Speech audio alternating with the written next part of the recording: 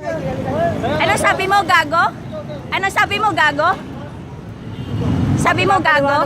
Gago ang asawa ko, sabi mo? Wala pa ako sinabi nun. Sinabi mo, gago ang asawa ko, di ba? Yung mga motor ko, sinasabing Gio, hawak ko sa ito. May asawa wala. Ano pong gusto ng mga sir? Ang sinasabi pa, tumingin siya na. Hindi ko, saan po ba kayo galing, sir? Oo, yun sir. Sa ba't di mo tinanong agad? Panakot ko ba yun? Sir, kasi po, kinukuha na ko kayo ng credit. Hindi, kami naman nag-alala. Wait lang. Panakot mo ba yun? O, ba't kailangan mo humingi natin ng ID? Hindi po sir, kasi po may violation po kayo. Hinihiram ko lang po. Asan yung violation doon?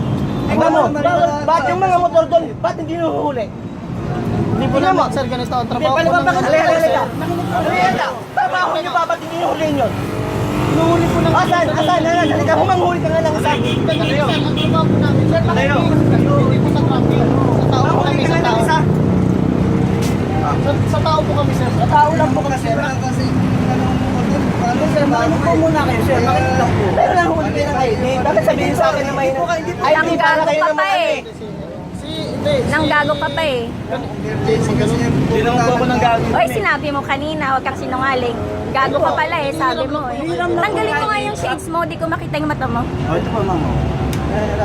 Ba't kailangan nyo ng ID? Hindi, sir. Paliwanag ko lang po. Bakit kayo, sir? Bakit kasi kayo? Nanguhuli po. Tamo sila nahuli na kagbino. Bawal po kasi. Kailan pa yon? Kailan pa yon?